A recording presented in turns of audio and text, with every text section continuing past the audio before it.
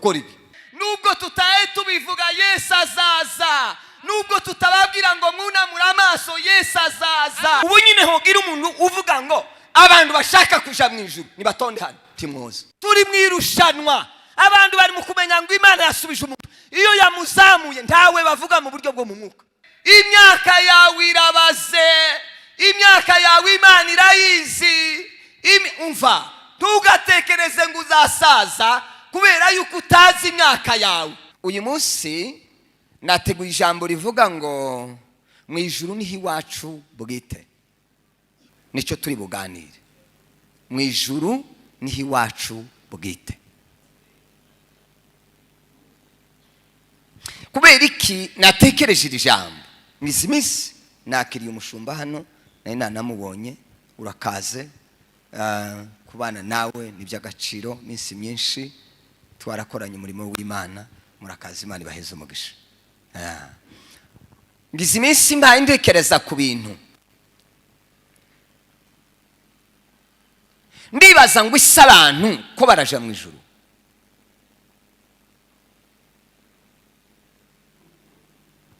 Ese abantu bibarimo? Buriya muhamuririmba bibarimo? Ndabisobanura mu mwanya muto. Kadusoma Yesaya 38 n'umurongo wa mbere tugere ku murongo wa 3. Reka umuvuga butumwa dusomere hanyuma dukomeze n'ijambo. Yesaya ibice 38 murongo wa mbere kugeza ku murongo wa 3.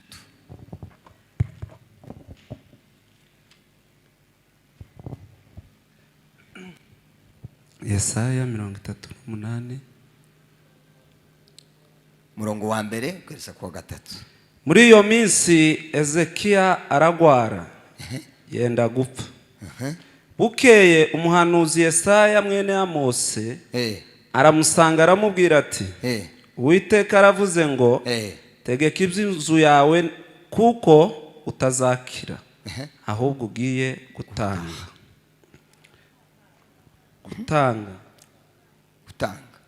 Nuko Ezekiya yerekera ivuri atakambira Uwiteka ati ndakwinginze Uwiteka uyu munsi wibuke ko najaga ngendera mu by'ukuri yego imbere yawe n'umutima utunganye gakora ibishimwa imbere yawe. Yego. Nuko Ezekiya ararira cyane. Amen. Amen. Buriya iwabo w'umuntu ngira ngo hano hariho abantu bakuru ntarinda gusobanura, ntanamenya no gusobanura wenda kubasumbya iyo umuntu bavuze ngo iwacu bwite. Iyo twongeyeho iri jambo rivuga ngo bwite, iri koti ni iryanje bwite.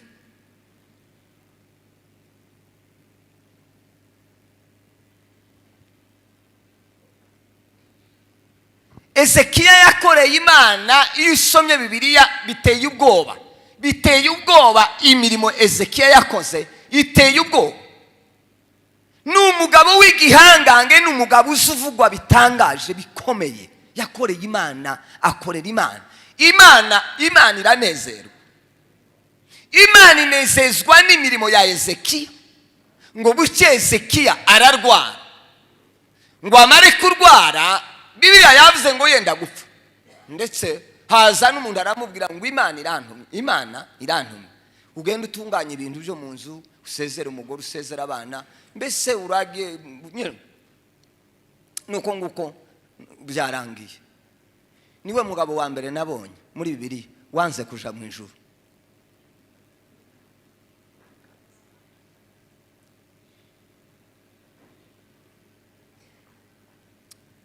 Ese birumvikanye? Niwe mugabo wahakaniye Imana, arayibwira ngo sinshaka kuja mu ijuru, simbishaka.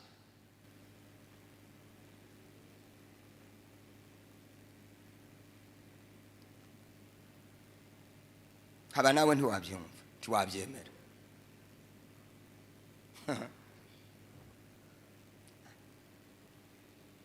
ndaza kugaruka hano indirimbo imwe nari nasenze ngo muze hari yaze kuza kubera ko nabonye indirimbo zimwe ko ashobora kuziririmba mureke mbere ku buryo tudasha abantu tidukunda kuja mu ijuru ariko dukunda ngo tubivuge ko twatujayo dukunda ngo dusenge ko twatujayo dukunda ngo turirimbe ko twatujayo ariko ntitwaye tujayo titubishaka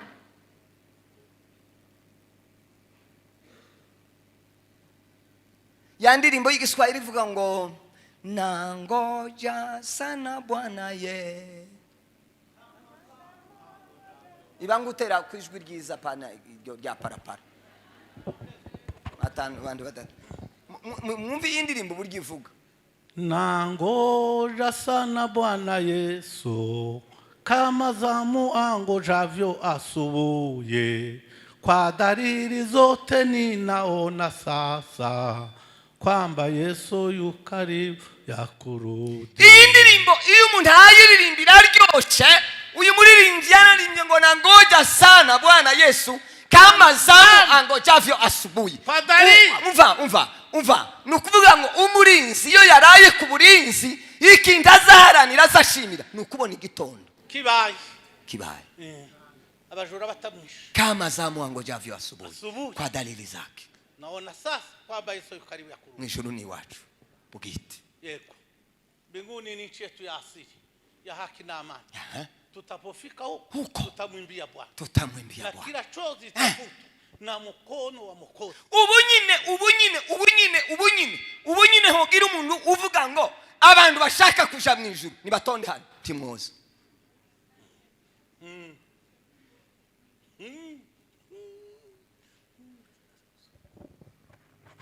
timwoza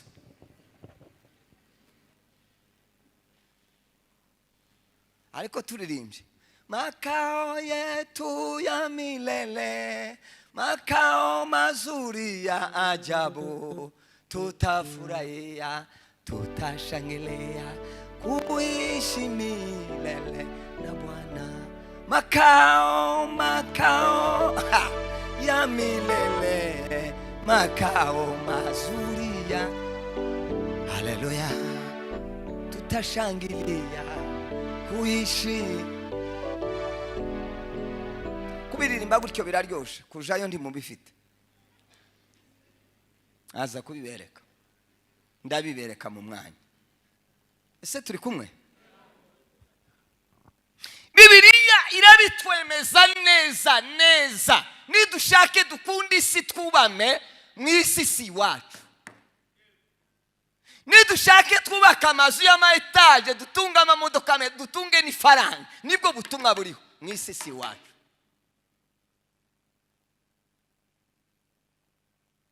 kandi ntidushaka kujayo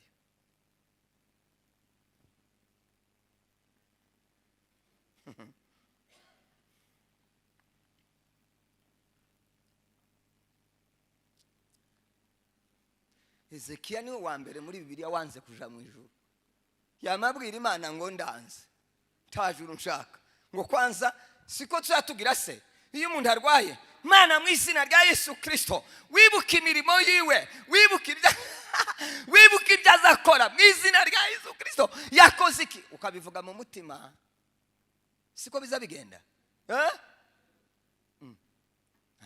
ta haleluya kora notera haleluya se ngo muyumve tayo ntera batese none uyari mubiki tashaka ko abantu baba kwisi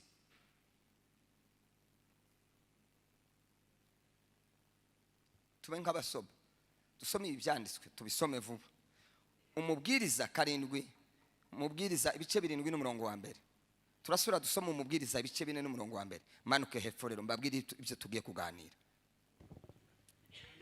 ihute 7 umurongo wa mbere yego kuvugwa neza kuruta amavuta atamye igiciro cyinshi yego kandi umunsi wo gupfamo iki umunsi wo gupfamo uruta umunsi wo kuvukamo iki umunsi wo gura gute umunsi wo gupfamo uruta umunsi wo kuvukamo buriya uhitonda hari ibintu twigisha tukabyigisha igihe kitari cyo tukigishira ijambo abantu bababaye ndibumve nico gituma nahisemo iri jambo iwacu ni mu ijuru Bibiliya yavuze ngo umunsi wo kugira gute wo gupfamo uruta uwo kuvukamo. none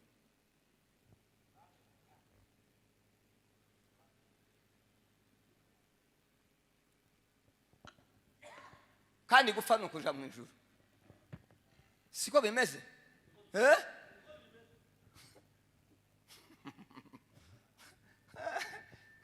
hano wo kubwira ngo umuntu akakubwira ngo kandi ngo mu yindi minsi ndakwica, waje kwishinganisha, siko bimeze, ngo utagira gute udapfa hanyuma nduje kuririmba umuntu kwama yiruka akajya kwishinganisha. Yambwiye ngo ngiye gupfa, kandi wowe umukristo w'igitangaza iyo bahabaririmba ibyo mu ijuru azagenda gutya kazagenda gutya.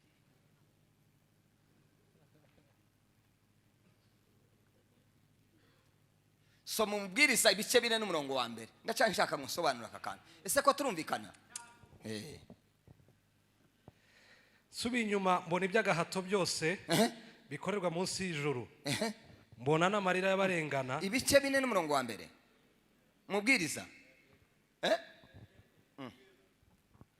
navuze ibitari byo, kandi uko niko biza bigenda, ako ni mugacishe mu murongo ariko ndaza kukagarukaho tu. Soma Ezekiel 33 n'umurongo wa mbere. Ezekiel 33 umurongo wa mbere.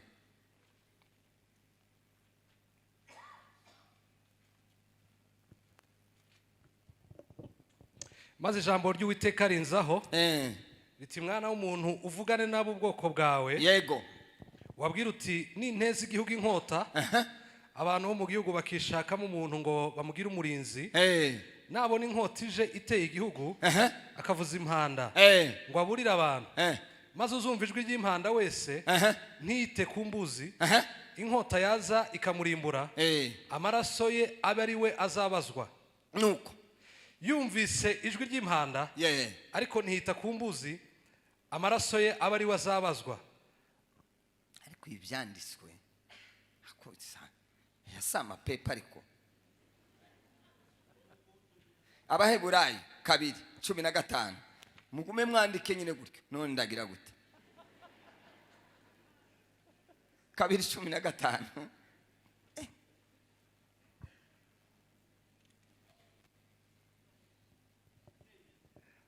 soma. Abona uko abatura abahoze mu bubata bwo gutinya urupfu mu kubaho kwabo bose. Iki abona uko abatura Yesu yaje kubatura abahoze mu bubata bwo gutinya, abahoze mu bubata bwo gutinya iki? Urupfu. Aho mu kubaho kwabo kose, mu kubaho kwabo kose Yesu yaje kutubatura adukura mu bubata bwo gutinya urupfu. Ese ko turumvikana? Kubera iki dutinya urupfu?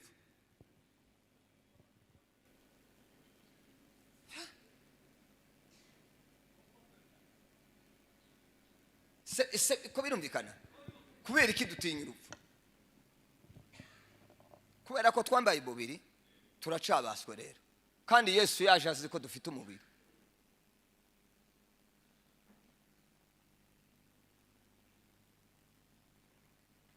Timoteyo 2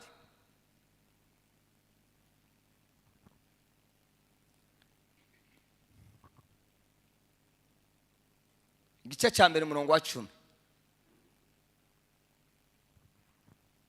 Ndacyari nshaka kukwereka ko iwacu ni mu ijuru, ariko dufite impamvu zituma tudatekereza mu ijuru. Nze kubabwira igituma tugomba gutekereza ijuru cyane. Soma 1:10. Ariko none bukaba bwarerekanywe no kuboneka k'umukiza wacu Yesu Kristo, wahinduye urupfu ubusa. Yahinduye iki? Urupfu ubusa, akerekanisha ubugingo no kudapfa ubutumwa bwiza. None se ikintu cyahinduye ubusa kigahindurwa ubusa,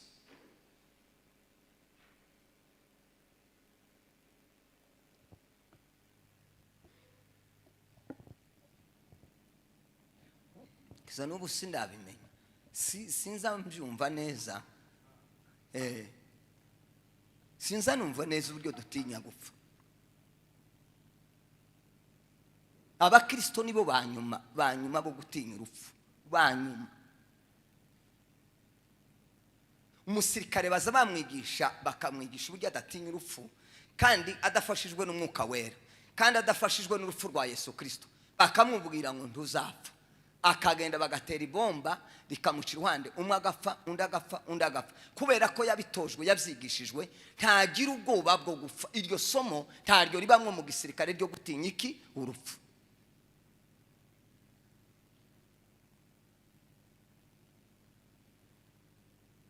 Iyo Mana dusengira komeye, ukazureba ukagira ngo none nimba akomeye mu mutwe nimba adakomeye mu mutwe.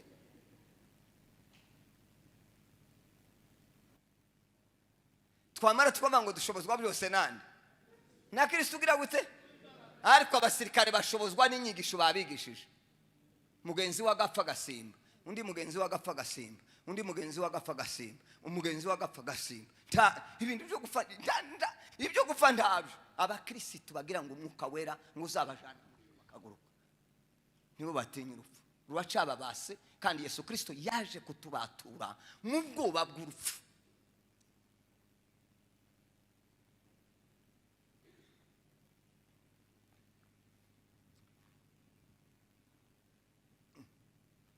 None ndabisobanura.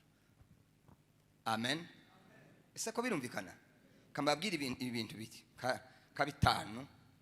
Bibiliya igizwe n'ibice bitatu by'ubuhanuzi gusa, ibice bitatu. Icyambere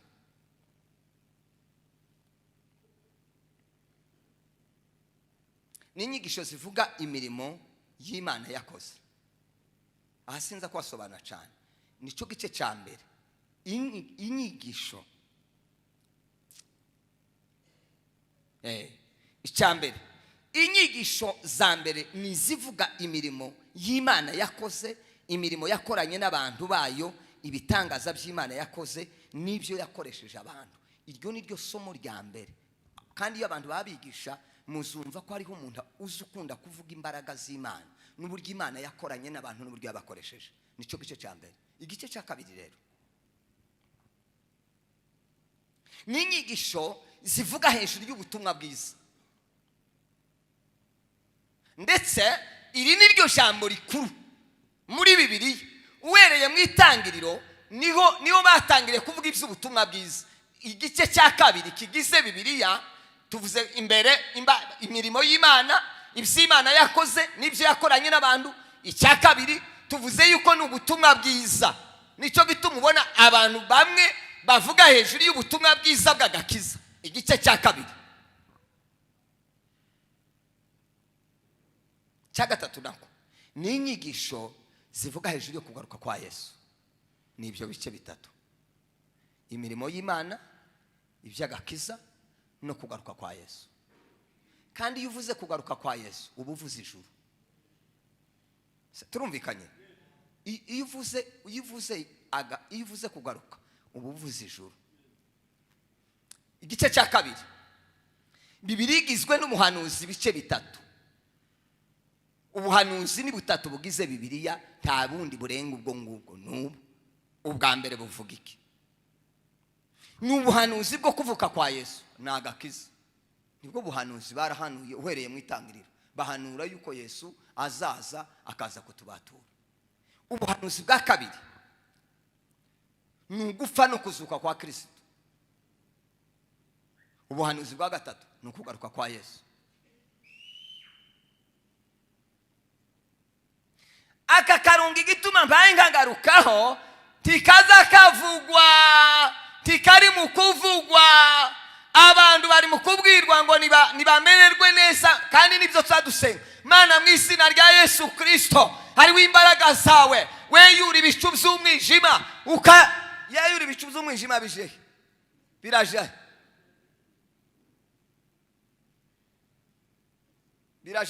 byeyure bije mu ijuru, kandi hano ari iwabo. Wakwiruka oya, ese ko birumvikana? Twanga kuja iwacu abantu batuye iwabo ukabirukana ngo baje.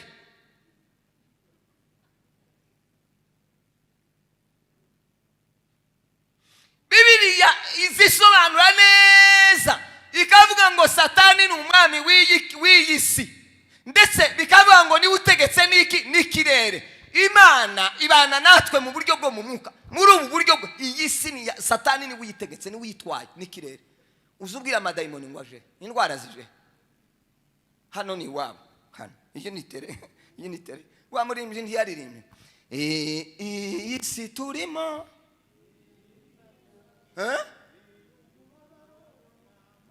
aho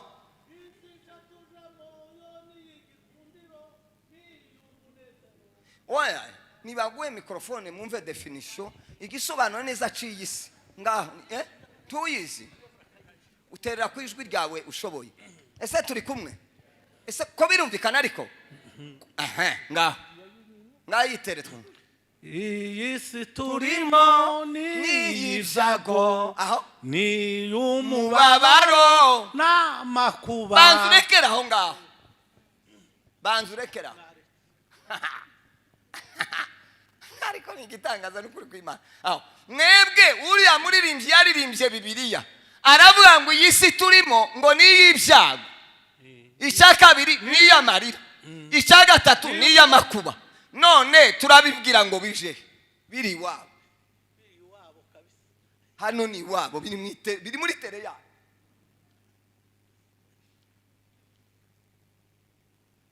Ni ukuvuga ngo ni ukwemera guhangana nabyo, tuba turwana ngo tuje mu ijuru. Nta muntu ugira isengesho woreba uwozana kuma akabapima mwese. Nta muntu uri mu gusenga ngo mana nzagera iwawe ryari. Ninde wasenga ko muri uyu mwaka ngo nzagera iwawe ryari? Tawe muja kugirayo gute? Muja kugira gute? Hoye mureke tubitekerezeho. Nta muntu numwe okay, sorry simvuze ngo numwe ipursa 99 nta muntu numwe usenga ngo mana uzaza ryari mw'izina rya Yesu Kristo ndakumbuye mu ijuru. Ninde twobiririmba ariko ntitwadukumburayo na karime ngo uzomba iherezo ryiza gusa. Nico gituma hatariho ubutumwa bwo kugaruka kwa Yesu Kristo. Abantu bunamenya amaso gusa ko barababwira ngo ubuzima bugiye guhinduka, Imana igiye gusubiza, igiye kukuzamura, ugiye gufata izina, ugiye kugaririye, uzagera niriye. Abantu barunamye ntibarunamuka. Byanga bikunda muzayivamo, muyikunde muzayivamo. Ariko munifani ndakumbuye iwacu mu ijoro, haleluya, inkumbu zaho zira. Ariko kuririmba biza byoroha. Urakumbuye wewe?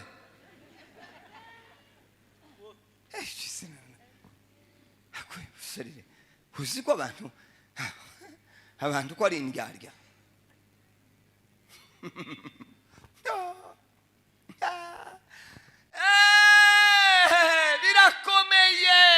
Birakomeye nubwo tutaye tubivuga Yesu azaza, nubwo tutababwira ngo mwunamure amaso Yesu azaza. Sema haleluya. Yesu azaza kandi ari hafi. Yesu ari hafi. Ejo bundi nabwiye abantu bamwe twaye tuvugana, aravuga ngo yahamagawe, aravuga ngo uburyo yahamagawe. Ndababwira ngo umuntu wese Imana yahamagaye iramuhamagara. Nta muntu yahamagaye ngo imubwire ngo nagume mu murimo arimo. Yagese bakura mu murimo kabira ngo tugende uza kunkorera. Tawe mbwiye ngo ave mu kazi, ariko ndakubwiye abo Yesu yakamagaye yabakuye mu kazi.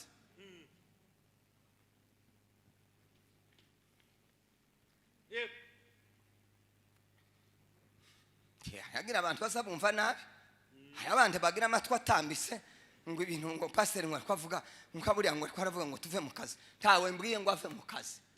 Yabwiye Petero ngo siga intundura n'ifi n'akazi kawe kurikira. Ngo ashika sange Matayo ari kuri douane, aramubwira ngo gira gute kurikira. Ngo ashika bwira Luka yari docteur, aramubwira ngo gira gute kurikira.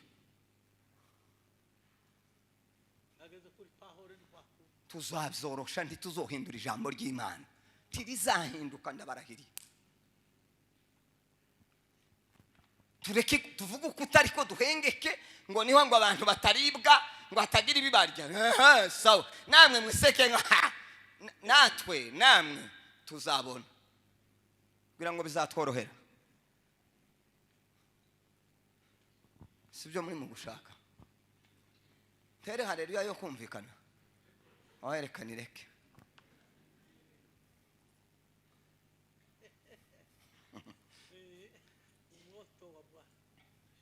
dore abantu badatekereza ijuru hari ibyo bibagiwe mbabwira ibintu nka bine bibagiwe abantu bose bataza batekereza ijuru batagira umwanya wo gutekereza gutekereza ko Yesu ahayaza gutekereza gusanganira Imana kunamura amaso ndaza kuba ibyanditswe biduhamiriza neza ko iyi si atari iwacu iyi si Bibiliya bivuga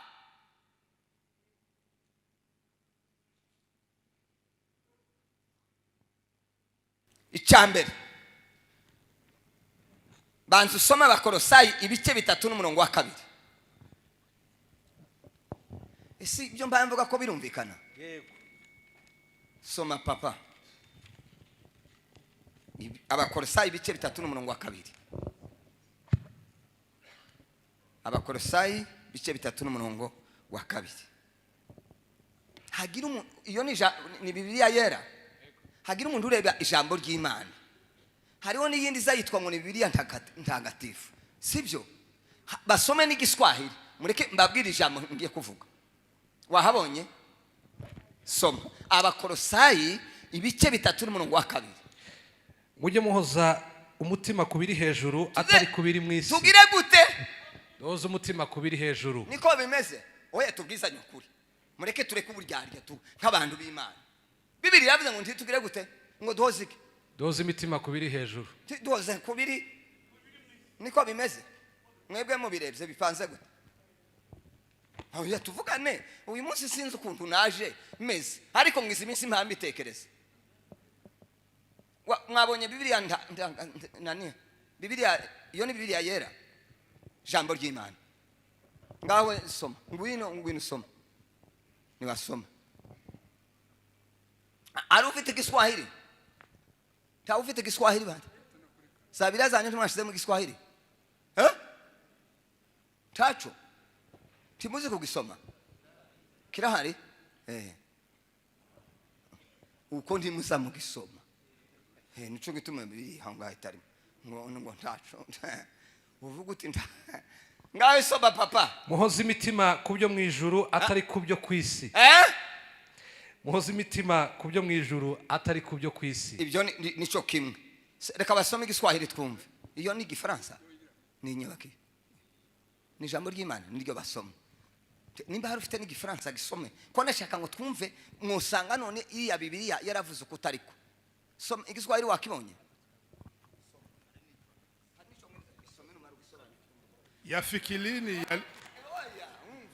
nababwiye gusa ko batonisha bababwira umugambi wo kunisha bakavuga mu Cyongereza n'ubimenye ariko soma papa yafikirini yaliyo juu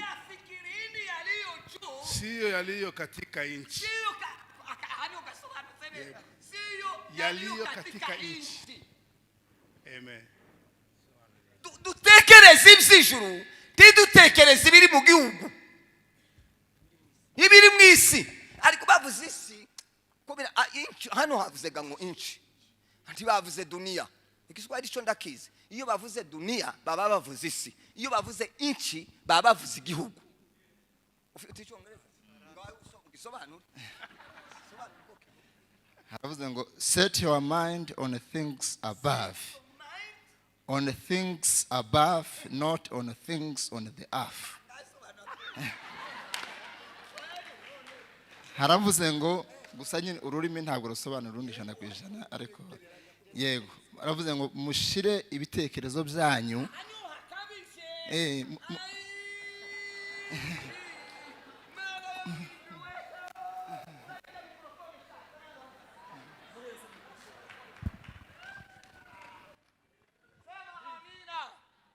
sema haleluya sema haleluya tongere kandi haleluya sema tena haleluya your mind ibitekerezo byanyu mubihoze hehe kubiri hejuru ibitekerezo atari byo mu isi niko tumeze se ibitekerezo byacu bitekereza ibyo mu ijuru cyangwa hasi.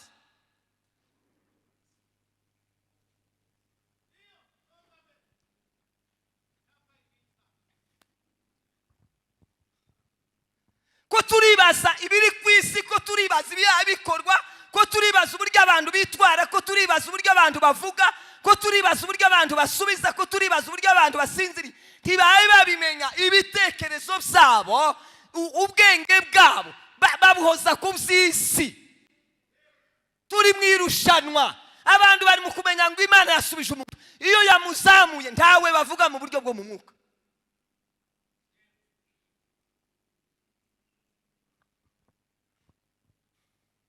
Abantu batararonka ibifatika birasobanurwa ngo ntibarasubizwa. Ni ikinyoma, ni ikinyoma, ni ikinyoma. Umva mbisubiremo, ni ikinyoma. Niba ari ibyo Lazaro ntazaja mu ijuru, kuko Lazaro yagiye ari umukene.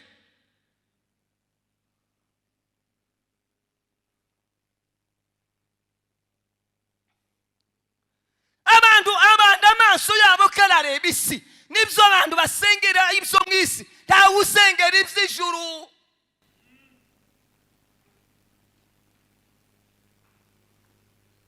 Muzajayo mutazamuhakumbura, mujayo mutahatekereza. Muzaja Amerika niho muzamutekereza, muzajeyo mushika imodoka zibagonge. Hoya simvuze ngo hano kugira ngo hari uwo bifata se ubu nyine tabo muri mukumva bagonzwe n'imodoka none ko pastor nawe n'umuntu umutima mubi mw'imodoka zabagonge. Muzibereho muzarambe, muzabona ukwezi n'inyenyeri.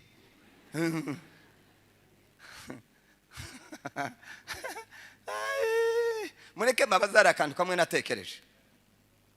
Mbabazi ubu novuga ngo isari abaririmbyi baza kuririmbira ni hehe? Baba hanze. Oya kuririmba bakaririmba. Hariya mu mujyi nta hantu. Oya mumbwire hamwe. I Kigali? Kan Kigali? Niho bazaja kuririmbira abaririmbye. Arena. Okay. Mbabazi. Indirimbo ni ijambo ry'Imana. Sawa. Iyo abantu bagiye babagiye kumva ijambo ry'Imana. Ijambo ry'Imana riri mu ndirimbo. Babagiye kumva ijambo ry'Imana riri mu ki? Mu ndirimbo. Siko bimeze? Okay. None iyo bagiye kwinjira tibari mu gushira ngo abinjira batanga amafaranga cyane. Kibaza bayatanga Cyane. Okay. Kandi babagiye kuvuga ubutumwa. Mbabazi jewe ndeguye muri Serena kavuga ngo abantu bazaze mwivuga butumwa, ko murabona abantu boza. Oya. Ico ni cyambere boza baki. Boza. Siko bimeze? Nta naboza. Haba boza abakuze. Ico ni cyambere, sibyo? Noneho namara gushika kavuga ngo abantu nibaza kwinjira baratanga ifaranga. Bogira gute? Bosubirayo. Ico ni kimwe. Icya kabiri bovuga ngo pastor mudaheranwa yasabye iki? Amafaranga. Siko bimeze? Ni ukuvuga ngo indirimbo nta jambo ry'Imana ribamo, nico gituma baza batanga amafaranga nta kibazo.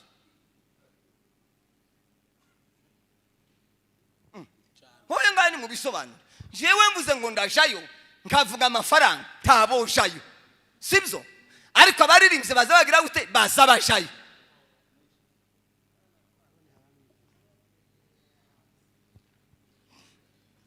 Muzokigeho.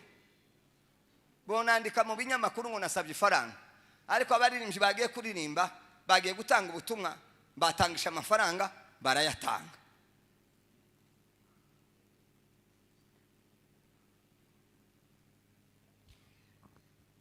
Kankabasigire devoir à domicile. Muhoze imitima kubyo mu ijuru atari byo mu isi. Abantu rero bataza batekereza ijuru umva mbabwire icya mbere bishimira gutura ku isi bakibagirwa ko imyaka yabo ibaze. Abantu bose batagira bakunda ngo bature mu isi hari ikintu bibagiwe yuko imyaka yabo ibaze. Imyaka yawe irabaze, imyaka yawe Imana irayizi. Umva ntugatekereze ngo uzasaza kubera yuko utazi imyaka yawe. Woshaka wo kunamura amaso ugatekereza ijuru kubera yuko utazi imyaka yawe ufite irabaze. Soma Zaburi 90:10. Mbaho ibyanditswe 90:10. Zaburi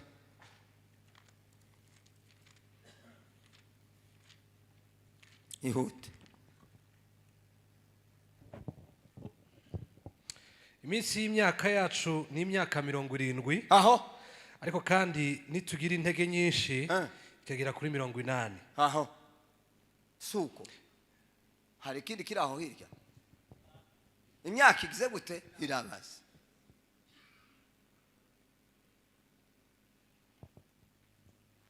nta bitekerezo ufite byo kuva ku isi. turanabyikanga turanabisengera n'umunsi n'umwe turiyumvira kuja mu ijuru. Ntabwo uriyumvira kuja mu ijuru, ntabwo uratekereza ijuru.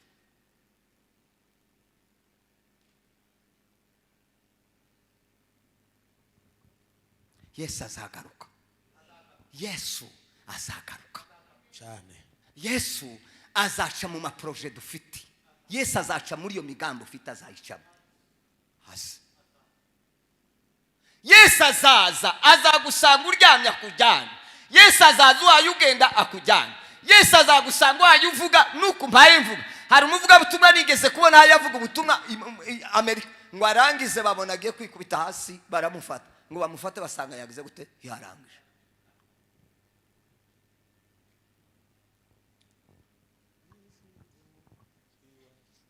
Cya kabiri bashaka kurambira kuri iyi si kandi twashiriweho urugero, twashiriweho akarimbi tutarenga.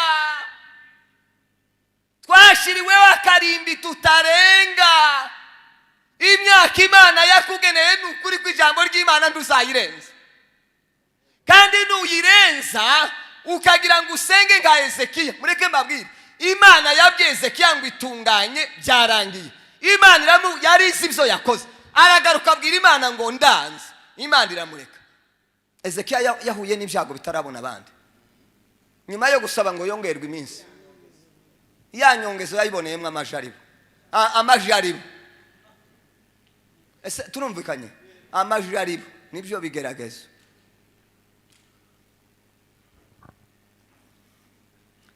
Hari igihe tuzadusengera umuntu yigereye ku gihe tukamiriza ngo nagaruka. Yagaruka akaba ari ahura n'ibibazo kuruta ibyo yahuye nabyo.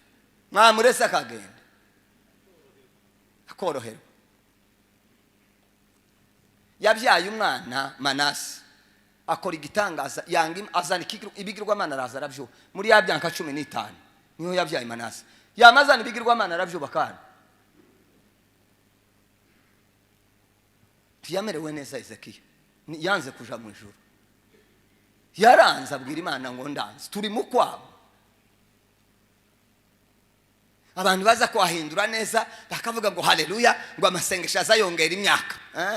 Sawa kendo yibwira ikongera imyaka.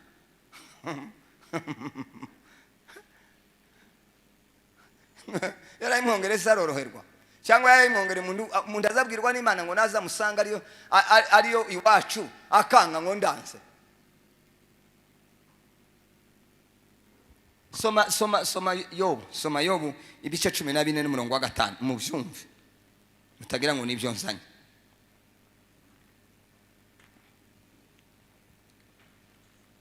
Wahabonye uyu munsi nasomye ibyanditswe byinshi kugira ngo dusobanukirwe ko wahabuze. Yobu nturayibona Yobu ni iruhande rwa Satani. ubwo iminsi ye yategetswe, umubare w'amezi ye ugategekwa nawe, umukuraho amaso abona akaruhuko, umukureho amaso abona iki? Akaruhuko, kugeza ubwo azarangiza iminsi ye nk'ukorera ibihembo. none ko Imana yadushiriye akarimbi, igashyiraho amezi, igashyiraho imyaka, urayizi kuko udategura kuja, kuko udatekereza iby'ijuru. Tuzotungurwa, hariho abakristo bazotungurwa. Nigeze kwabwira abagabo babiri ngo bigeze kuvugana, Osborne na Telisborne. Umwe abaza uwabatese, ni gute wewe witeguye imperuka? Yesu kwa yaza ari we dutegereje, aramaza ngo ese ngutegereje Yesu gute? Osborne abwira Telisborne, Telisborne aramusubiza ngo njyewe ngomeze nk'umuntu uri kuri parking utegereje imodoka, ngo iteka ryose ngomeze nk'umuntu uhagaritse kuri parking. Kandi umuntu ushaka imodoka azaje muri parking. Kandi hano iwacu mu Rwanda muza mubibona, abantu bari mu gutona Nyabugogo bagahagarara bose bagategereza imodoka, ntawe uzuvaho. Noneho narahomewe rimwe imvura ihayigwa, imvura ikazinyagira abantu bakanga kuvaho ngo bategereje imodoka. Uwo babwira ngo banyagirwe n'imvura ngo bategereje Yesu, ntawo yihagararamo. Ibyo mvuze sibyo yampanga ngo mumvura ngo arategereje ngo Yesu araza, ataransanga aho ansanga. Ariko abantu bari mu guhagarara imvura ikabanyagira gutya batonze umurongo ngo bategereje imodoka. Telisborne nawe abaza wabo ngo none wewe ngo ni gututegereje Yesu. Aramubwira ngo sema amen, ngo iyo nsohotse mu rugo ngo nzasiga sezeye nkutagaruka, ngo iteka ryose ngo iyo mvuye mu rugo siga sezeye.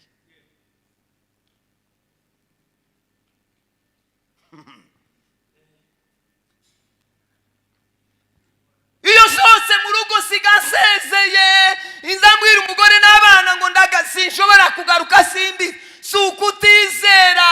Aho abantu bagira ngo ni ukutizera, ni uko bategereje, bazi ko ku isi atari iwabo. Abo bagabo bari baratahuye bamenya ku isi ko atari iwabo, iwabo ari mu ijuru.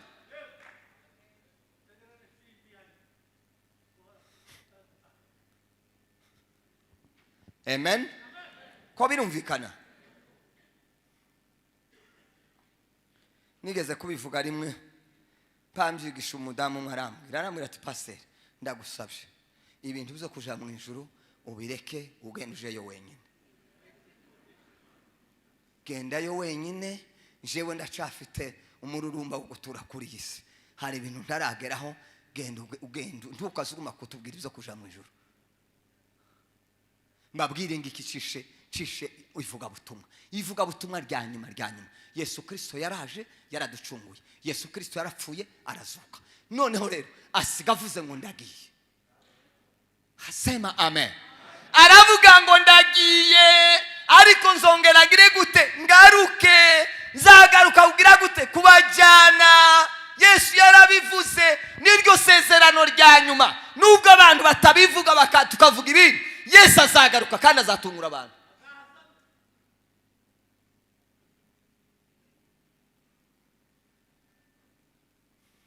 Nta mwanya mfite wo gusenga, nta mwanya mfite wo materaniro, ngo ibintu birangoye, ngo nibikugore nyine, nibigume bikugore.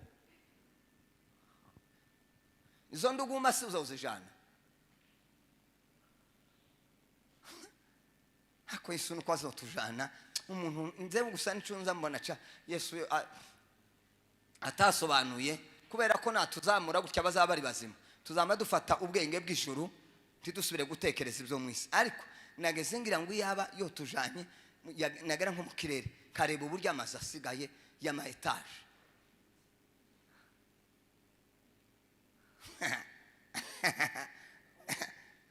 Ubu ndi mu gushaka ngo nunamura abantu amaso, mbangisha ibintu byo mu isi bakunda iby'ijuru. Niwo mugambi mfite umugambi wo gukundisha abantu iby'ijuru, mbangisha iby'isi. Tubibemo tutabikunze, dukunze iby'ijuru. Tubikoremo ariko twadutekereza ijuru. Ubu ngubu niyo buri umuntu uvuga ati buriya n'ubwenge buke taha yatekereza. Imana yaduhaye kuba hano ku isi tubeho neza. Nababwiye ngo hari uwo mbwiye ngo tubeho nabi. Nababwiye ko ndashaka amafaranga. Hako na Bibiliya yaranavuze ngo ntawokorera abami babiri. Siko Bibiliya ivuga ngo iki? Umwami ni iki? Ntawokorera abami babiri. ntawokorera imana ngo akorere niki n'ifaranga. Ninje wabyanditse, ninje wabyanditse. Mwaje ngo yarampamagaye ngo ariko ngo irampamagara nyine ngo impamagarira nahangaha ngo ngume ngo ugumugire gute.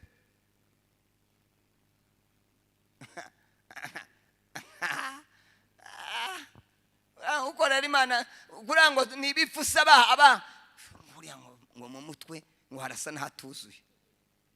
Aya haruzuye, hatuzuye sinovuga ibingibi. Kandi wo kuzana hangaha wonanirwa no kubumbura kanu. Umuntu umwe yasetse wabo ngo nkabirya wari kuvuga ngo ni ibiki. Hati se navuze ngo kurya wasabye ngo uje gushima ngo ari biri uje kuvuga.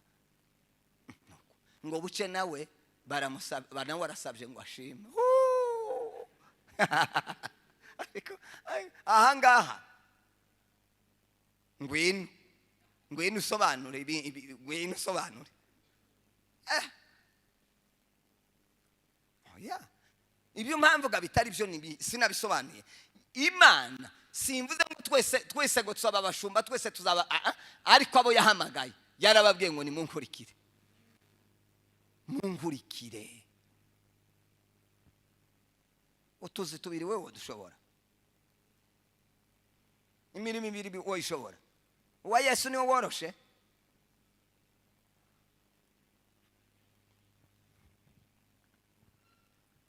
Twoha Imana icyubahiro. Haleluya. Twokongera haleluya. Twosubira kandi haleluya. Nkuko ni gute wifashe, uko ni gute wewe nkuko wabona wifashe gute twadutanga haleluya. Ariko rusengero nico ndukundira. Ariko murebe na haleluya igoye umuntu uku nkuko wa muntu yoshoboka kuja mu ijuru. Wo mushorera ukamwe ngo tugende tuje mu ijuru. Kandi kurabona yogenda. Duha Imana icyubahiro haleluya. Twongere kandi haleluya. Uko ndi woshira igitabo hasi ngo yazamure yombi hari ico byo gutwara. Urambitse nk'igitabo. Twamara tuvuga ngo haleluya ukasamura amabo. Byo gutwara iki ko mbaye ngubona kabona usa n'ufite ubunebwe. Sema amen. Sema haleluya. Dushima Imana haleluya. Tuzaja mu ijuru. Yesu Kristo yasize isezerano. Soma ubutumwa bwiza bwa Yohana 14 n'umurongo wa mbere. Ihute. Undarebe aba Filipi ibice bitatu umurongo wa 20. Ibi bintu bizatangaje none ibi byanditswe. Wahabonye? Undareba aba Filipi 3:20. Soma papa. Dakane. Murongo wa mbere ntimuhagarike imitima yanyu mwizere Imana. Nanjye munyizere. Yego. Mu rugo rwa data harimo amazu menshi. Yego. Iyo abadaharimo mbabwiye. Yego. Kuko ngiye kubategurira ahanyu. Kuko ngiye kubategurira iki ahanyu. Dufite ahacu ahasi iwacu. Dufite ahacu abakristo bamenye Imana n'abapagani barafite nabo bazava mu isi bafite ahabo. Nukuri kw'ijambo ry'Imana dufite ahacu ahasi iwacu. Wakundira ubusa wishimira ubusa.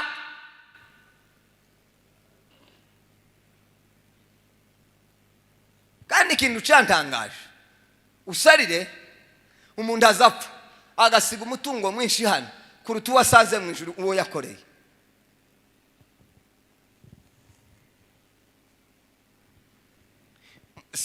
Sinababwiye hari umuntu wari wapfa mukumva bavuze ibyo yasize baza babivuga.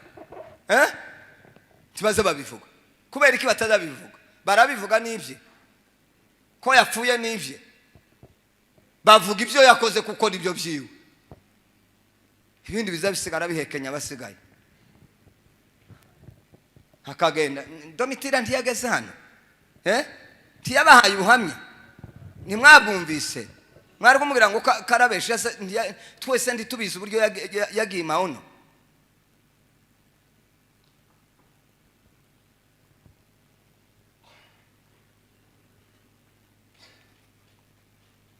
Uzubarasinga urebe buri mwaka ibisinkabije sinkabije pe kandi ntawe nje kwirataho ubundi abakristo barabizi nza mbabwira ngo nzababera icyitegererezo sinzababwira icyo ndakora kuko imbere y'Imana niyo uvuze icyo udakora ntikiza kigera mu bantu ntikiza kibafata narababwiye ngo nzababera icyitegererezo icyo nzababwira icyo nkora icyo ndakora sinzakivuga buri mwaka tegerezwa kureba buri mwaka inza ntanga nkandika uwo mfashije nkandika icyo ndanze mu rusengero nkandika umwaka warangira kareba amafaranga ari kuri konte mfite nayo natanze kareba uburyo angana niko nza nkora kareba uburyo angana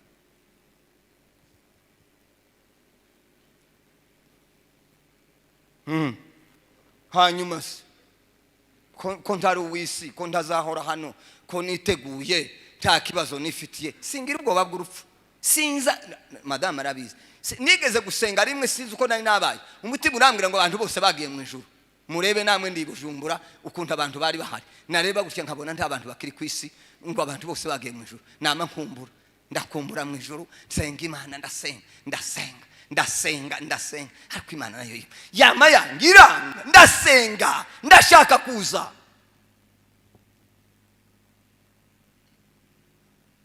nico gituma baza bavuga ibyo kugaruka kwa Yesu amatwi akakurya n'amaporoje ufite uzoyasiga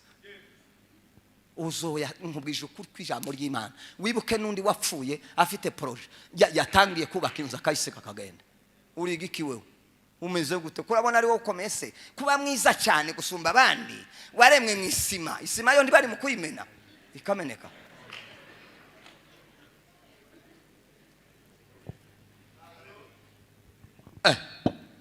babareke duceceke iyo tudacecetse tuzoja mu ijuru ibi tubona tuzabisiga Yesu ari hafi urebye ejo bundi apotre twazatubwiye yaravuze ijambo ayigisha aravuga ngo mwomenya isi igeze mukareba isi mukamenya amakuru y'isi ararahira aravuga ngo ni ukuri kw'ijambo ry'Imana ngo abantu bobura aho bahungira aho wareba ukabura ahantu uhungira kuko isaha igeze ngo igeze mu manegeka nimba abantu bashobora kwambara ubusa umuntu uko yakavutse akambara ubusa akagenda mugira ngo biroroshe nimba umuntu ashobora gusoma imbwa agatunga imbwa umuntu muzima akazasoma imbwa mugira ngo ibintu ni bizima nimba ushobora kubwira umuntu ngo yambaye ubusa wambaye nabi akarakara akababara mukagira ngo ni bizima ahubwo bakaguhagarika wewe wavuze ibi ni ibihe by'imperuka ni ishusho y'ibihe by'imperuka ngo abantu bazaba iki ibyigenge abantu bazaba ibyigenge nicyo mushaka muri mu gushaka ngo mubi ibyigenge ntibabakoreho ngo mufite amafaranga y'iki yo gukora ibi bagutinya ngo ufite ifaranga niho batakubwira ko ako nikitangaza Yesu azaza sema amen atukuzwe Yesu azaza niba gukora usanuriwe n'intozi ngo bakuvuze reka bavuge tuzaja mu ijuru ishusho y'isi kiraboneka kiragaragara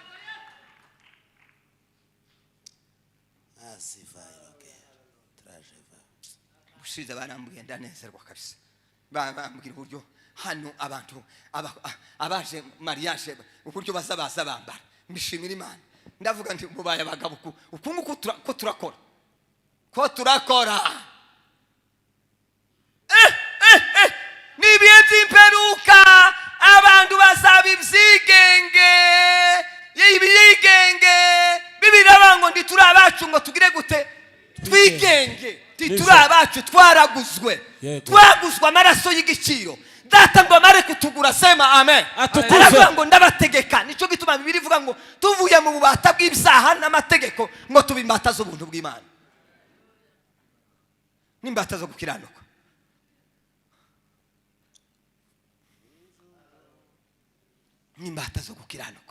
nicyo gituma tudakora nk'abandi nicyo gituma tutagenda nk'abandi nicyo gituma tudasa n'abandi nicyo gituma turi imbata zo gukiranukira Imana vanga la gorte dice Vegai gupfa pi kandi ndakiranutse ubuho abana bamaze gukura uwoza akambaza ati se mudaheranwa ashaka kuja mu ijuru Yesu akambaza neza nkuvana nuko amubwira nti haleluya Bwana asifiwe Imana ihabwe icubahiro ngize Imana nsize ibyago biraha kuri iyi si bigende bibanjeho narigendeye ni keke neje uzi bigiye ko biratambaye muzi bigiye kuba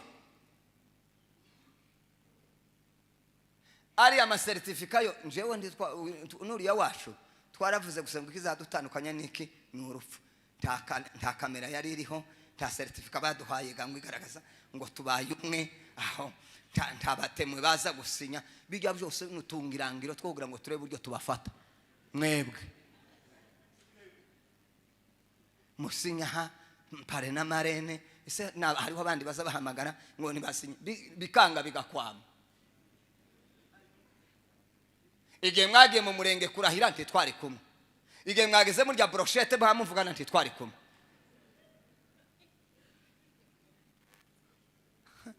ngo muje kunywa agafanta ku mugoroba nti mutwari kumwe none karadeze ngo muraje twari kumwe namwe ariko none kitanga ese basha mumeze gute Imana ishimwe si mwebwe ariko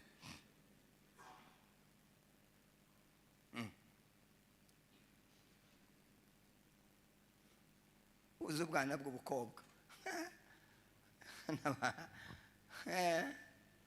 ushake mwitonde tubafashe dufite ubwenge bw'abantu bakuze tuza tubona kuriya amaso y'aba basaza kera abasaza bageze bareba gutya bakareba bakamavuga batariko aka kana k'agakobwa aka si kazima kazima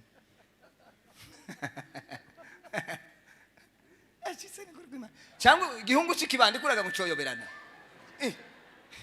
yambaye sinza mabwira ukabona umwana wawe ndagiye mu by'abandi bahaye bajamo kubita hakiri kare kubita ndazavamo taba muri korari taba muri protokole taba mu baririmbyi taba mu masengesho taba mu bakoropa none uri mu biki ndakubajije kurakorika aho ngaho yashitse no kurw'Imana akamaza gusa nka padiri akamashika kama yicara uko se wicaye gwe wagiye muri korari wagiye ukaririmba nugera mu ijuru iyo myaka yawe Imana ikakubaza ngo se niki wakoraga muri korari wakoraga mu rusengero uzava ngo wicaraga ku ntebe uwa ni umurimo se ngo njewe ngo ntabyo nshoboye ufite biro uzawicaramo ntiwangaritse abantu tugira abantu baza kukubona wewe ukabasubiza mukavugana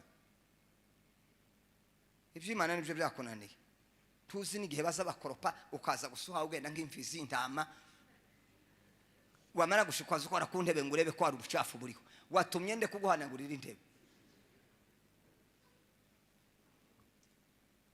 kutamenya impamvu yo kuza mu rusengero ndakabaho ngaho gusa aho gusa hanyuma imirimo ukorera mu isi yose yanditswe mu gitabo yaba myiza cyangwa mibi neza guherekeza numvise umuntu mwayigisha ngo n'umuntu ngo n'umwagoronome ngo hawutera imigozi ngo akayitera neza ngo hayapimira abaturage ngo azashika mu ijuru ahembwe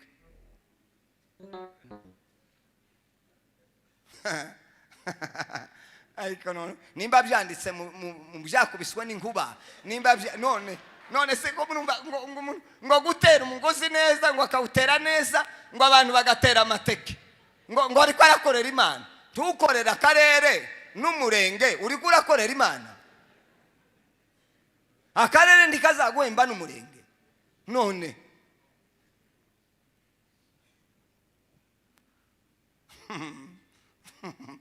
ariko ngo mushumba ngo mwihangane ngo njewe ngo sinabonye umwanya wo kuja mu materaniro reka areba andi amateraniro si wowe babireba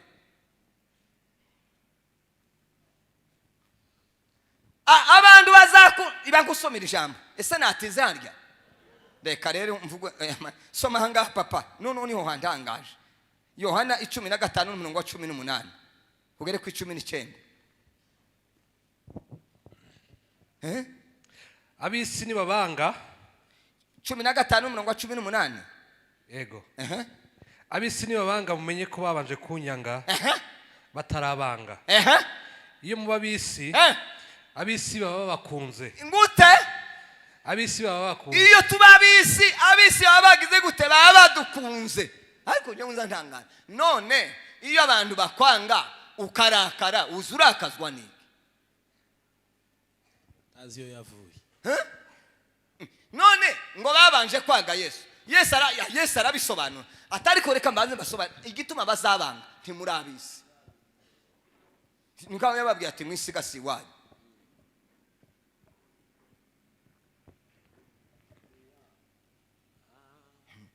habisi bari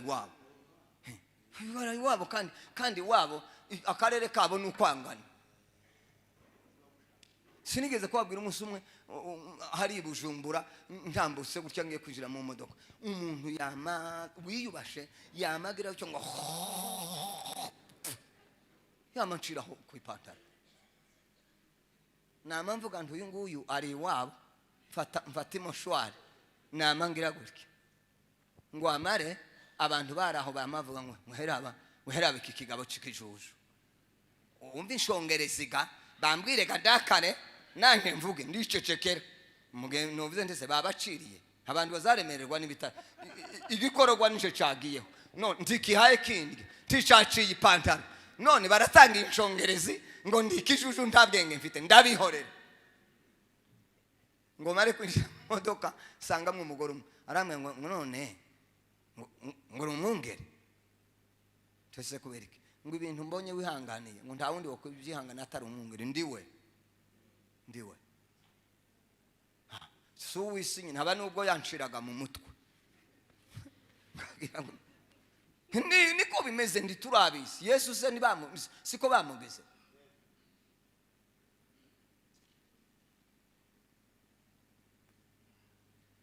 abantu bakarwana urebe nawe bakarwana ngo serya navuze akarinde parcelle intambwe mwe gutyo akamamwira ngo azaburana ngo n'abana be ngo nabuzukuruza ngo akangaka ndiyo kareka Fisi yarabivuze ngo nimba ngo utari uwisi ngo barebe ku cyangwa udafite icyangombwa cy'ubutaka ngo bavuga ngo wabone mu ijuru ngo barebe ko badafite ibyangombwa by'ubutaka none uko bisobanurike baratuye umutima wo mu ijuru bareke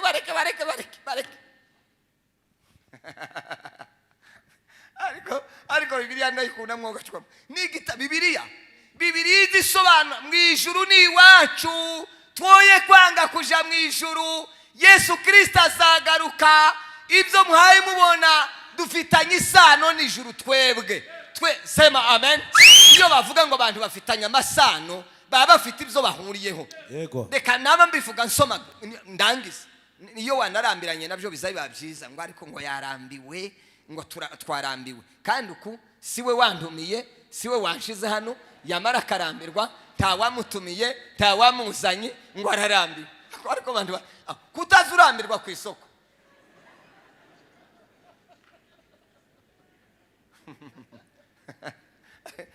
nigitangaza n'ukuri kw'Imana hoya iyo wicaye harya uzi ukicara tuzicara amasaha 12 kutazurambirwa kandi n'abakiriya batinze ukazurinda umukiriya mutasezeranye igihe hari buzire ariko wagera hano ngo pastor nawe ngo yavuze byinshi uba wanzaniye biki akaba ari byo mvuga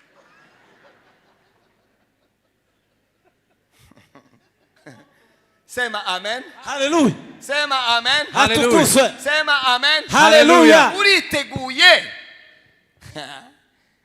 ariko nande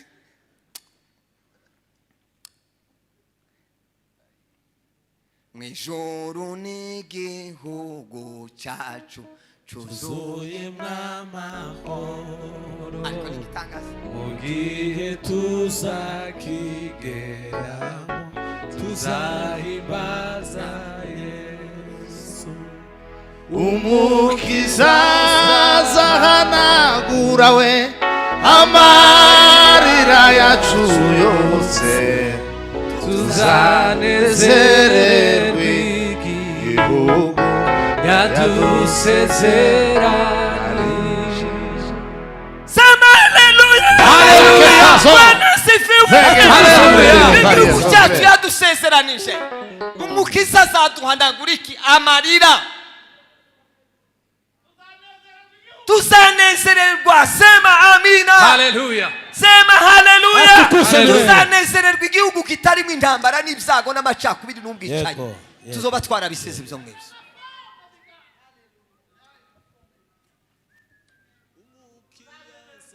Ubwicanyi buzahoraho kuzageza Yesu azaza.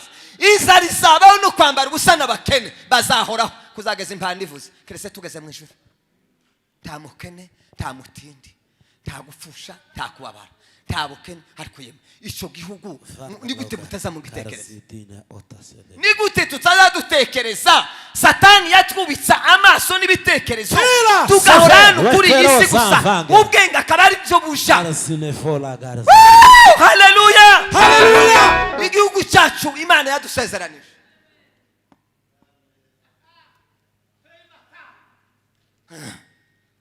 Wa muri kamze ngo hariho iyindi si nzizirutiye, simbabwira niyongera ijoro asa nibayo ntanamarira mu bwami bwa data yeza. Tuzorira twongere turire, nidushaka dusenge, amarira ntazashira ku isi keretse Yesu agarutse.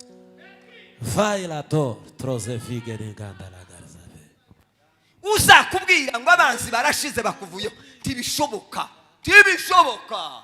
Hazava umwe hakaza undi, ikibazo kizagikemuka hakaza ikindi, cyakemuka hakaza ikindi. Habaze ikibazo hakaza ubuzima bwo mu isi keretse impanda ivuze. Sema amen. Muri isi huzuye imiruho n'amahane, icyo ukenera cyose simbera ko kibona, ariko ku munsi mukuru ubwo nzabona umucunguzi nigiye kuza mbona ingororano yaje. Sema haleluya. Haleluya, haleluya, haleluya, haleluya. Bwana sifiwe. Ahimidiwe milele. Bwana sifiwe. Haleluya. Dufitanye isano n'ijuru. Nisho. Dufitanye isano n'ijuru. Abana banje dufitanye isano. Iryo sano rero iyo bakoze ubu nkozeho. Iyo uvuze umwana wanje umvuze, iyo uvuze papa ubumvuze, iyo uvuze mama ubumvuze, uvuze mushiki wanje ubumvuze. Kubera iki? Dufitanye isano, amaraso namwe. Katonda we.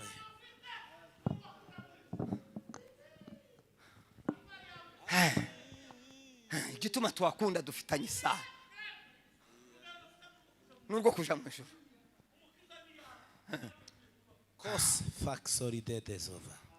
Nishake nti niko bimeze. Ibyo nshaka byose simbibona, tuzapfa tutabonye ibyo dushaka byose. Nibyo. Tuzarinda tuja mu kuzimu. N'abari abandi bakomeye bose baza barinda baja mu kuzimu batarabona byose ibyo bashaka. Tuzorinda. Sema haleluya. Bwana sifiwe. Bwana niko bimeze. Ibintu byose tuzabibona mu ijuru. Wa muririmbyi yaririmbye aravuga ngo ngibyo twagize gute tuzabibona mu ijuru. Iravuga ibyo ngiye byo tuzabibona mu ijuru.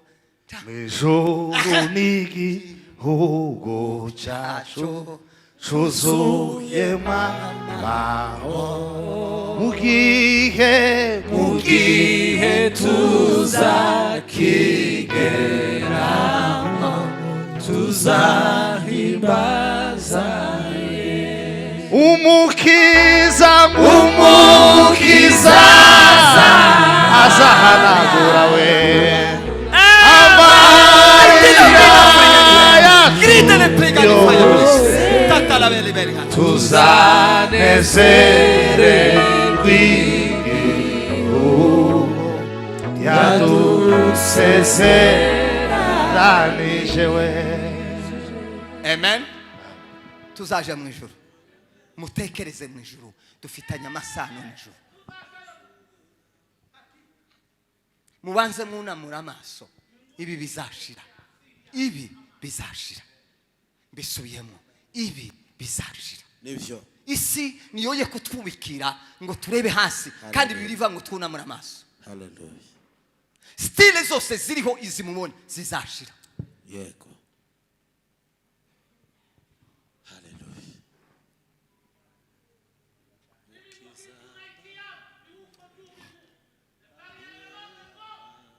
Icyambere isano dufitaniye n'ijuru. Icyambere icyo Bibiliya ivuga mu ijuru ni iwacu bwite. Ngicyo ikintu gikomeye. Igituma dukunda mu ijuru niho iwacu bwite. Twanahasomye mu Bafilipi 3:20 ariko soma Yohana 14 n'umurongo wa mbere. Mu ijuru isano dufitanye n'ijuru nuko ari iwacu. Umuntu akunda igihugu akagikunda, impamvu agikunda bafitanye amasano nuko ari ice. Nza numva bavuga ngo igihe abanyesereri ngo batahutse bavuye mu bunyage mu gihugu cy'uburetwa batashe muri Israel. Bibiri baravuga ngo hariho umusaza ngo wagiye ngo ashike ageze gusa ku butaka ngo arunama gutya ngo yunama aracikana. Kubera iki? Yari afitanye isano n'iki? N'ubutaka iwabo. Bituma acikana aracikana. Dufitanye isano n'ijuru ni wacu. Ni wacu bwite. Tuzajyayo. Dutegereje kujyayo. Zifelai. Hasome papa. Ntimuhagarike imitima yanyu. Ntimuhagarike imitima yanyu. Mwizere Imana nanjye mukomeze mwizere gusa mukiri mu isi. Mu rugo rwa data harimo amazu menshi. Iyo abadahari mba mbabwiye. Yego. Kuko ngiye kubategurira hanyu. Ngiye kubategurira hanyu. Kandi ubwo ngiye kubategurira hanyu. Kandi ubwo ngiye nzagaruka mbajyane iwanjye. Zongera ngaruke. Sema haleluya. Zongera ngaruke. Nicyo gituma muri mukubona nimuvuge ngo amina. Umuntu atarwaye akaba ararangije. Reka mbereka akantu kamwe. Abasore nka batanu nibaze hano imbere. Batanu ni mwose. Musimbe inshuti zanje. Mbereke. Mwihuta. Muhagarare hano. Igira hano gutya. Muhane intera gato. Okay. Noneho iyo umuntu avutse Imana isibugenera imyaka akavuga ngo azagira imyaka 50. Si uko nguko hagarara. Noneho yava ku myaka, iyo tuvuye ku myaka haje iki? Haje amezi. Sibyo? Uyu muntu akagenda baho twebwe tukagira ngo karakura. Naho ku Mana imyaka kiragabanuka. Iyo twebwe ku bantu tubara tuzamuka ariko ku Mana ibara imanura. Birumvikanye? Noneho uyu muntu uko imyaka yayigenda twebwe tukavuga ngo karakura. Bakagira anniversaire. Bagira ngo anniversaire ngo umwana ngo yijuje imyaka 30. Naho ku Mana imyaka iragabanuka umwana ageze ku mezi. Noneho umuntu agakora kandi ari muzima akagenda ko murabona namwe inshuti yanje umwana wacu uburyo akomeye nawe karakorera mu mezi. Amakuru ndi tuyazi na gato. Noneho hava amezi haza hajiki iminsi. Noneho akaja mu minsi ayatera haleluya twese ngo haleluya.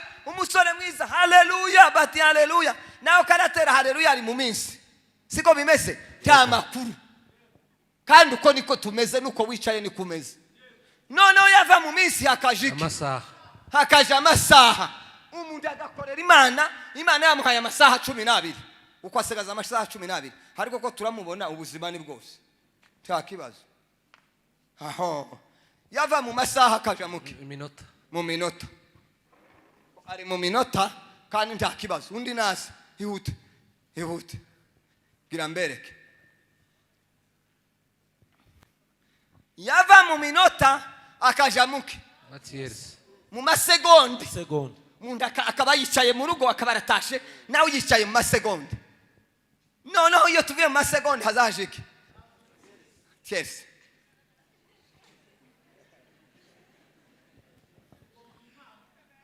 noneho uyakarwana na matierce muri ya matierce iba nkuryamara amawika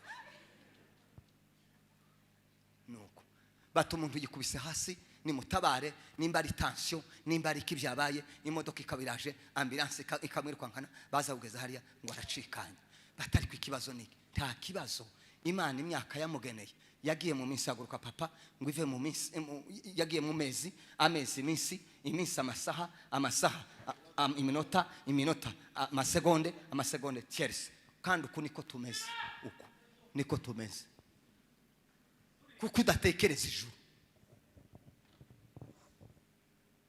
kuko utabitekereza buri munsi ko ariko byoba bihari simpambe atera ubwoba ko ndakangura imitima yanyu ngo ibyo dukora byose dukore twiteguye kugaruka kwa Yesu yego ubu nibwo buzima n'ubuzima bw'abaministre n'ubuzima bw'abadepite n'ubuzima bw'abaguverineri n'ubuzima bw'abaministre n'ubuzima bw'abakoloneli n'ubuzima bw'abakuru b'ibihugu n'ubuzima bw'abapastor n'ubuzima uko niko tubayeho nawe nikubayeho kuri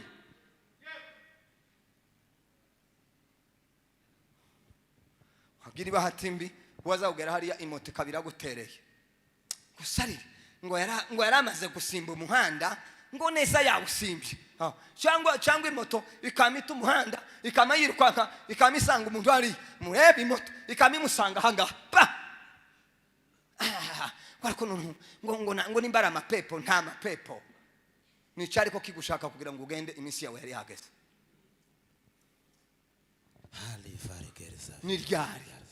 ni ryari uzi yari ryari kuba unanirwa gukorera imana ni ryari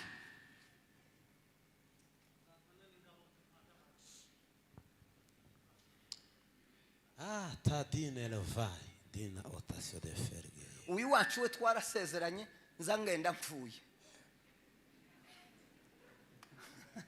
yarabyakiriye naramubwiye byararangiye ndamubwira nti ngenda mpfuye uku nta kibazo nzagira kandi nawe tiyagira umuntu uzoza kukubwira ngo wagize ibyago umuntu uzoza akaza kubwira madame ngo yagize ngo twagize ibyago gasopo niba bakomera amashi bugende bade gasopo yagize ibyago ko nagiye mu ijuru mbabazi yagize ibyago ko ari byo mpambaranira nubu ko ndarwana kuja mu ijuru ko ndakiranuka kuja mu ijuru ko ndakorera imana ngo nje mu ijuru none ngiye kwa dati wacu nagiye nimumara mugaruke muze kumenya ngo yabonye ibyago none ndahumiwe ndabo yagize ibyago ko nagiye mu ijuru maze bababwira mwebwe njewe no narabihakanye nta byago naenda kwa baba nje twaduharanira hari wa magambo twagiye twakira mu buzima araba mbankada uziko ntari nakumenya karibu mushumba karibu cyane karibu rwose abana ababyeyi ariko batubereye ababyeyi baraturera baratubatiza hanyuma natwe baradutora tubabarevera turakorana ni umukozi mwiza cyane ugira n'amahame yagiraga amahame rwose pe kandi abantu b'amahame nzanjana nabo ntandu b'intege nkemo ubundi amategeko arahinduka nibyo ariko ikintu kitaza gihinduka ni ihame kurya ntiriza rihinduka kandi riza rikorwa n'umuntu ese uko mbashe nko kuvuga narimvuze nakumvuga iki isano dufitanye n'iki n'ijuru ni wacu icya kabiri mu ijuru niho amazina yacu yanditse mu ijuru niho amazina yacu aba bingone ntazina uku nguku ntazina nkigira hano ku isi ibyamudaheranwa n'ibyiki iryo zina ntaryo Bibiliya mu byayishuwe bivuga ngo Imana izaduha izina ngo rizwi n'umuntu nyiraryo wenyine nta wundi uzorimenya amazina yacu yanditse mu ijuru dufitanye isano n'ijuru kubera yuko ariyo amazina ari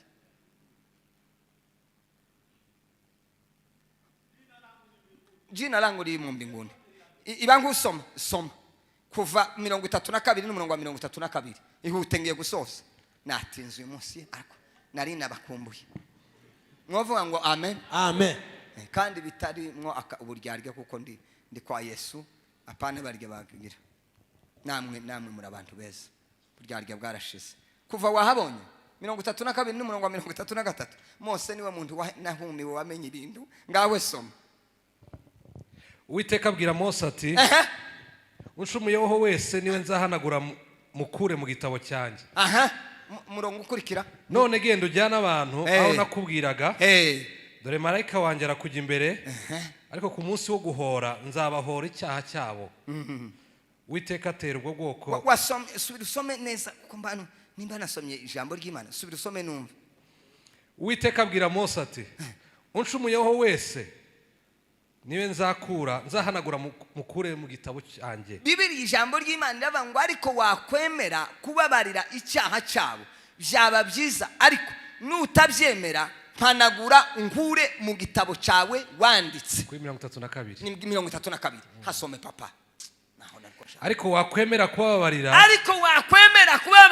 icyaha cyabo ibyaha byiza byaba byiza ariko nutabyemera mpanagura unkure mu gitabo cyawe wanditse Imana yari yanze kubabarira abisiraheli bari bakoze ikindi Imana irarakara Imana ngo imare kurakara Mose ahagarara imbere y'Imana hariho abagabo bateye ubwoba ahagarara imbere y'Imana arayibwira atese wamashe ngo urimbura abantu kurambaza wewe ndabamara nimara ndakugira ubwoko wewe wenyine niko nafashe umwanzuro aramubwira ngo stop anza witonda Imana iravuga ati sawa ngahe vuga noneho nubica abisiraheli baravuga ngo nico cyakuzanye ngo ubice Imana iravuga ngo ndamaze nibashake bazabivuga abanyamahanga noneho ngo arangiza mbona Mose ngo asura aramubwira ati iryo nduryumvise ati sindyumvise ndabica atuva nkubwire bazavuga ngo nico wananiwe kubagezayo ngumare kunanirwa kubagezayo abari cyo gituma wica Imana iravuga ngo sawa ntangorane mbabivuge Mose ngo abone biranze ngo amubwire ijambo rya nyuma aramubwira ngo mpanagura izina ryanje mu gitabo ubone kubica kuri izina ryanje mu gitabo Imana iramubwira ati Mose iki ngikuvuze sinongishobora ndagukura mu wagize gute nza nkuramwe abantu bancumuyeho aho nimba udashobora gukura mu izina ryanje stop barike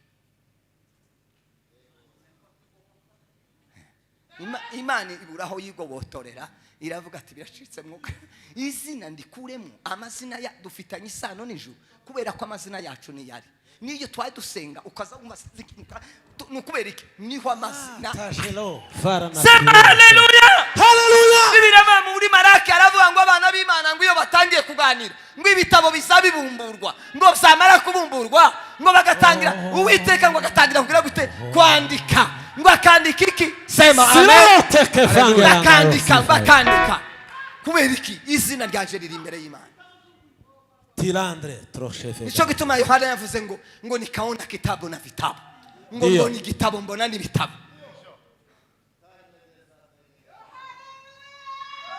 Amen.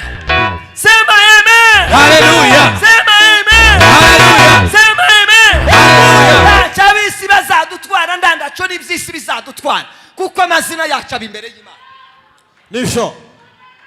Sema amen. Atukufu. Cyamundi wakwitanga imbere izina ryawe rihori nico gituma ijambo ry'Imana zariva ngo Imana izitureba ngo byayireba mu kiganza. Yego. Kubera iki amazina yo ageze agakora kuri mudaheranwa ibi yayisoma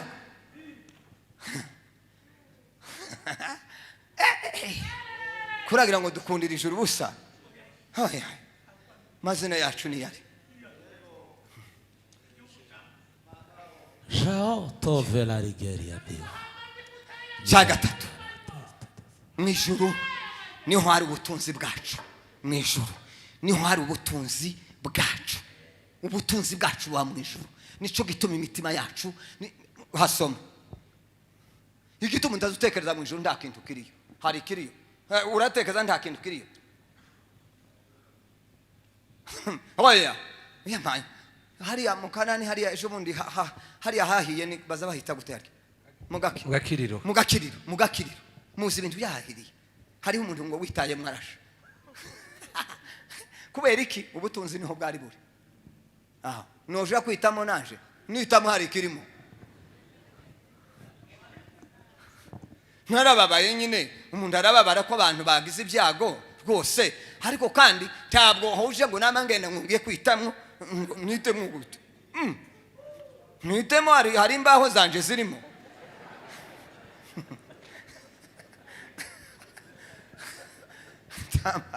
Hari imbaho zanje zirimo. Igituma utadutekereza mu ijuru nta kintu kibayo. Pi uzurizwa gusa n'inshuti zagiye zikagusiga ariko gasi ubutunzi. Sivyo? Si ubutunzi abantu bagiye, si ubutunzi kandi tuzobasangayo ngo Imana izaduhoza amariri batwereka, ariko si ubutunzi. Kuguma guhunika gusa uhunika nk'ifuka iba munsi y'ubutaka. Hasome wumva uburyo Bibiliya ivuga. Soma papa Matayo 21 n'umurongo wa 11 n'umurongo wa mbere ngira ngo. Matayo reba 20 n'umurongo wa mbere. Ubwami bwo mu ijuru bwagiriranywa n'umuntu ufite urugo yazindutse kare gushaka abahinzi ngo bahingire uruzabibu rwe. Ahantu havuga ngo aho ubutunzi bw'umuntu buri ngo n'umutima we, siko Bibiliya zivuga. Aho ubutunzi bw'umuntu buri ngo niho n'umutima we uburi. Igituma dukunda ijuru nigeze kubaheza ubuhamya butoya kubera uko gutanga ngatanga nkandika.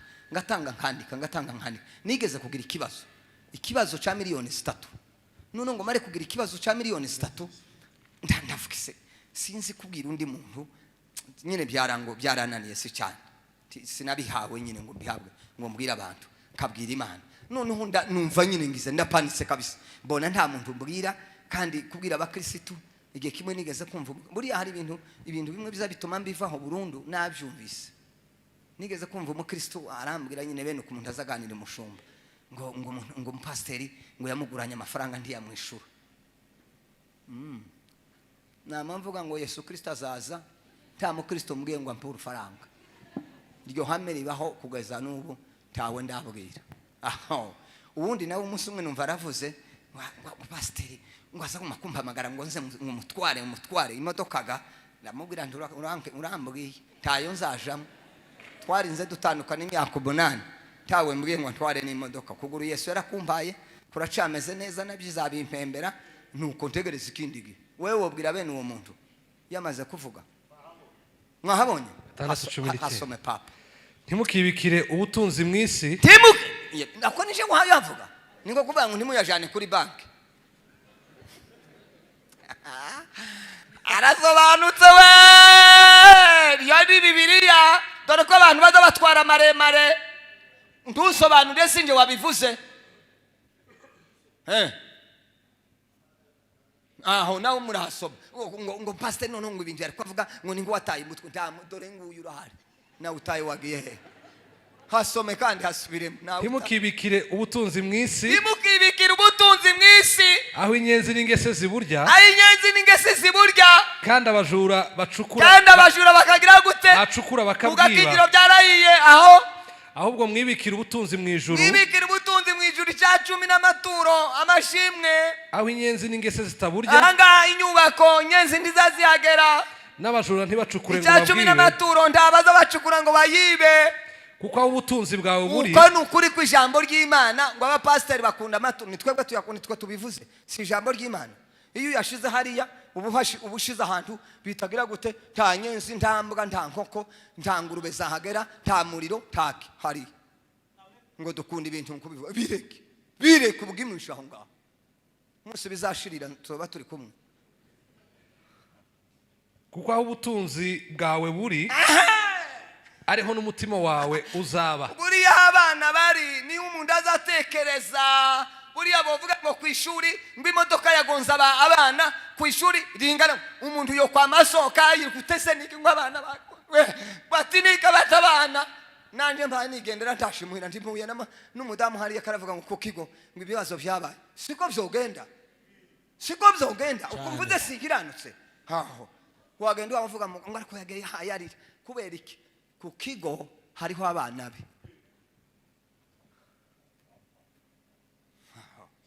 niki kibayo wewe niki uzutekereza niki uza wiyumvira kagakuru nagacikije ndagira nakamaze kagakuru nari mbabwiye mutakira Imana ngo mare ndasengaga mare gusenga n'amase kuri yonje ndagenda ndapfukama mbwira Imana ngo Mana pa amafaranga ndasohoka nsohoke numva ijwi rirani ngo genda urebe muri iPad numara ubara amafaranga arimo ayo watanze butunzi bwawe uburebe ndagenda ndareba ndabaraha ngo mare nsanga neza ku mwaka natanze ayo mafaranga namamfukama ibyo ni ibintu byabaye mbwira Imana noneho ndagarutse nimba nta mafaranga ufite subiza yanje vuba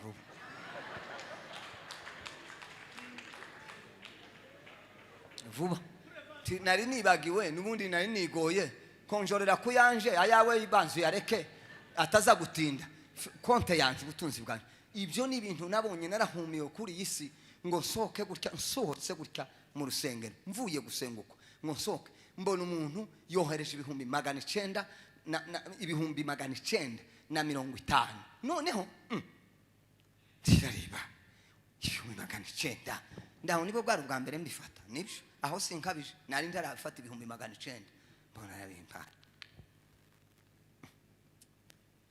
noneho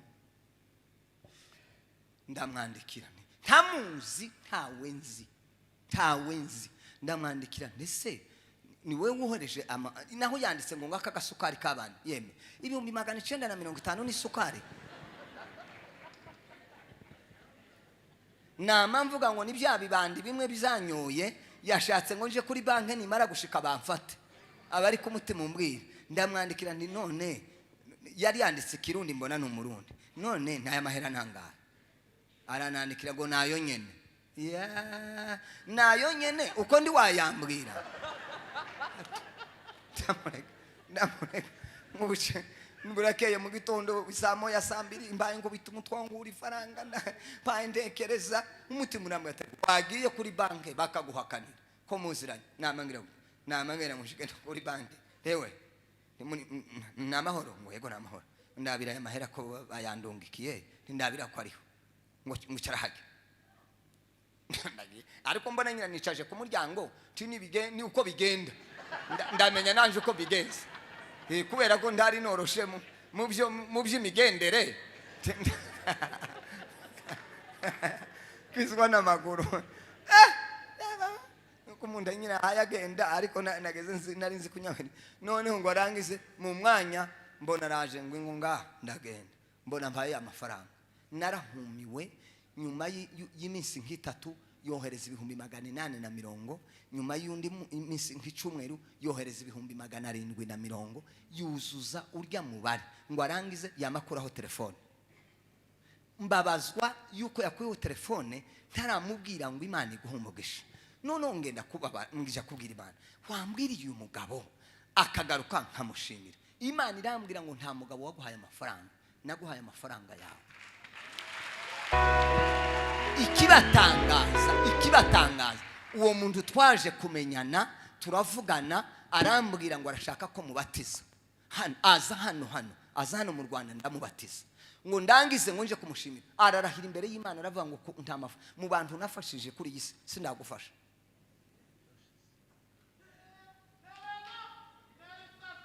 none iyo wasaba ngo Imana iguha amafaranga yakure ave uzisaba ngo ave hari umuntu wari waje kuri konte tabafaranga ariyo none uzahabwi ayo washizeyo ntimubizi mwese umuntu iyo yagabaga inka yageza agaba bwaca inka zakubitwa n'inkubi ziwe bakama ntiyageza navuga yageza abona gusa uwo yahaye araje mu gitondo ngiyinka hanyuma umuntu akazamuka uza usenga ngo Imana iguhe ifaranga zivehe hari izo wabiseyo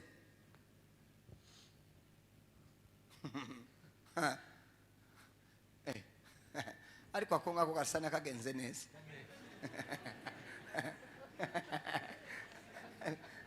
ngo ntiwamusengere ngo Imana ngo ikingura amarembo ngo ifaranga zize ako nonza ndangana n'ukuri ziva iburasirazuba iburengerazuba bawuzihabwe si uzozitange bakuretse ko n'ubundi uri kabuza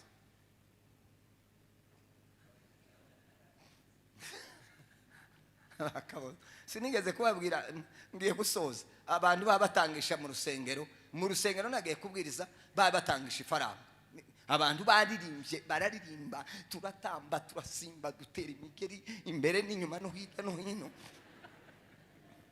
titwicaye okay titugiye gutanga mbaza umuhungu umwe ndetse sha telefone wayiguza ngahe ngo ntiyayiguze ngo ariko barayimuhaye ngo ni 600 wewe uyaravuga ati naje nayiguze 300 wewe ati yayiguze 100 ubanze muza nizo za telefone abarizo tubanza gushira hari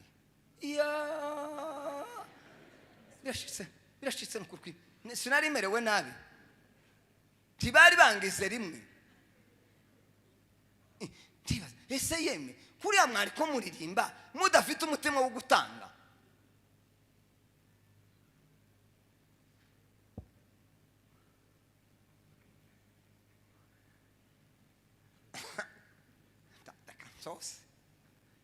burya ntimbari wa mugabo nimbari umugore yaravuze ngo kuvuga ngo menshi siko kuyamara Yesu azaza unamura amaso cyanyuma nico mushuba yaririmbye indirimbo imwe ivuga ngo tuzaje kugororerwa mwijuru tuzaje guhembwa muzayishire Yohana 22 n'umurongo wa 12 haravuga ngo dore ndaje vuba nzanyiki ingororano kugira ngo ngororere umuntu wese ibikwiranye n'ibyo yagize gute n'ibyo yakoze ariko twitegure tube maso ibihe igihe cyo kugaruka kwa Yesu kiri hafi tunamura amaso dutekereze ijuru twiyumvira ijuru dufitanye amasano n'ijuru niyo tuzagororerwa uyu murindi wose dufite ibi byose dukora iyi Imana ivuga ngo ndizotugororera njyewe sinokoze ndi imbere y'Imana ndabyo nokoze ariko kubera yuko ntegereje ingororano kandi izo ngororano mbabwire iyo babwira abantu ngo bazambara amakamba bazabagira ngo none ni ibiriyo oya ibyo uzambara n'ibyo uzahemberwa n'ibyo wakoze si ibyo Imana ifite ngo izaduhemba oya ese misobanuye neza Imana ndizaduhemba ibyo yatubikiye Imana izaduhemba ibyacu yatubikiye ibyacu n'ibyo izaduhemba izatwambika amakamba bijyanye n'ibyo twakoze nuko ruzohemba unamura amaso tekereza ijuru niho iwacu kandi dutegereje Imana dutegereje Yesu Kristo ko azaza guhindura iyi mibiri tukamubona tukabana nawe aho tutazongera kurira no kubabara gupfa no gupfusha Imana ibaheze umugisha amen.